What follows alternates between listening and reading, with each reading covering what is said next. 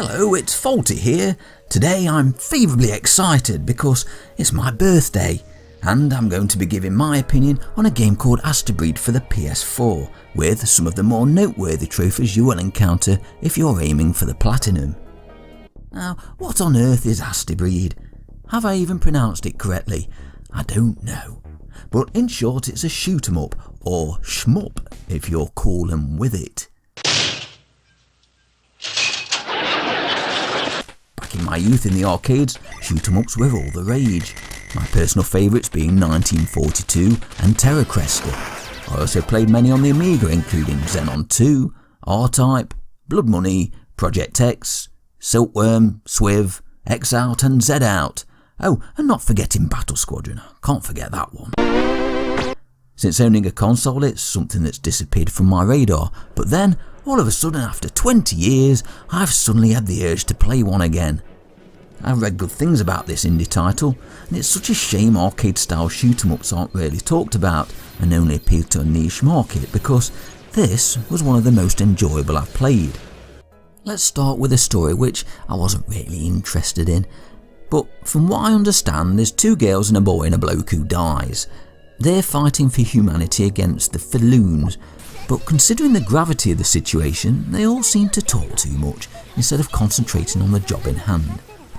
I mean, if I'm on a game and all of a sudden my wife starts talking to me about, I don't know, what we should buy from the supermarket for the week, I'd have to pause the game to listen properly, or get told to pause it to listen, because I can't give both my full attention. Of all I'm focusing on one. And maybe if they kept their dialogue to a minimum and just got on with it, things would have turned out better. For this reason, one of the first things I did after my first playthrough was this. If you don't, then expect a barrage of noise through the whole game. In English it would be off-putting. In Japanese it's distracting, as the only way you can understand what is being said is reading the subtitles, which is the last thing you want to be doing in a shoot 'em up with so much activity on screen. Some of it is relevant and at times funny.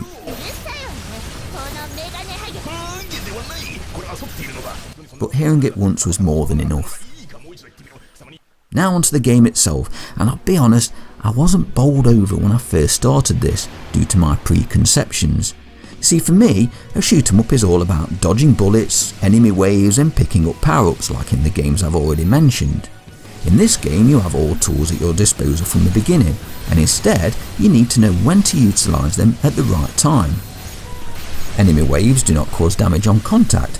Yellow enemy bullets can be erased with your sword, and red bullets either manoeuvred away from or dodged with your blade dash attack.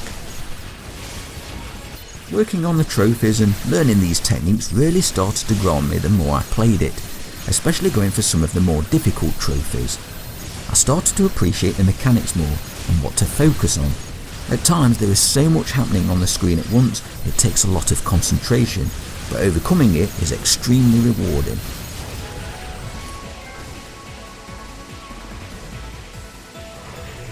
Great news! It's a single player game, so all trophies are offline. Yes! If you are considering the Platinum, which currently sits in the ultra rare category on PSN profiles, then it's worth noting that you will need to spend a reasonable amount of time focusing on some of the trickier trophies, and this is reflected in the 8 out of 10 difficulty on PlayStationTrophies.org. So, here are some of those more challenging trophies. Invincible.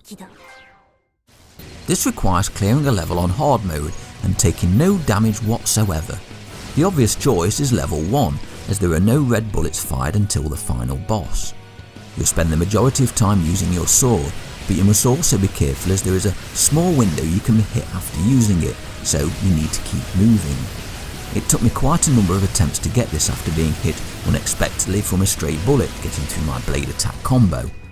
Positioning is key on the final boss.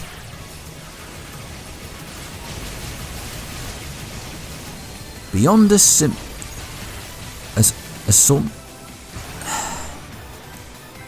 whatever that says.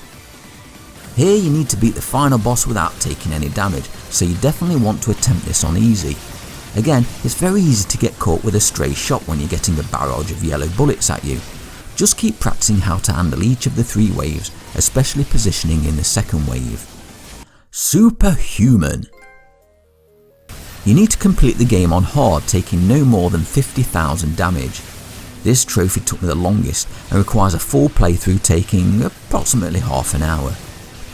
This will take quite a bit of practice as you understand each wave of enemies, when to use your EX attack, sword and blade dash. I found that I took most damage during enemy waves in stage 3, the boss in stage 5 and the final boss in stage 6. Of the 50,000 damage you're allowed, I managed to do it with 45,000. Mission completed. This was my final trophy, and kind of an annoying one. The game originally came out on the PC and the controls didn't translate well to the pad, so they changed them to work for the console. This trophy requires you to complete hard mode with Astebreed and Astebreed in both PC original mode and console arrange mode. I don't know why they did this. Why would you want to play the game with a control system that doesn't work? What's all that about? And unsurprisingly, it's true. The original mode controls are awful. Your EX moves are linked to the same button as your basic shot, so you have to repeatedly press buttons. This is particularly irritating for the sword and blade dash move that use the same button. It's way too easy to dash when all you're intending to do is use your sword while moving. If you've already completed Superhuman, you won't find this nearly as troubling as it first feels, as you already understand the enemy waves, although some enemy and boss patterns are a little different at times, but not more difficult. The real difficulty came on the final boss, and to do it I had to completely change my strategy, as I couldn't find a way to use my conical lock-on properly. Instead, I just went for the kill and used my unfocused spin EX attack to give me a shield when possible. It took practice, but I finally managed to beat it using Astebreed. The good thing is you can then chapter select chapter 6 with Astebreed and complete the game for this trophy. I did it with Astebreed on my second attempt, just scraping through with a gnat's todger of health. And that's right, just 5 out of a health pool of 10,000. Rubbish. Now, I did experience a couple of crashes during gameplay, and on one occasion the game froze on the final boss of chapter 5, which was a bit frustrating. But fortunately, these errors weren't frequent enough to make me sulk and stop playing. Overall, I really enjoyed this and recommend it to any shoot 'em up fans. Controls are solid, and as there's no power-ups, there's a great balance to the gameplay, never feeling under or overpowered. It's challenging without ever feeling impossible. The only downside is that it is a bit shorter than expected, but acquiring the platinum will require you to have a good understanding of all facets of the game, so you'll certainly get your money's worth.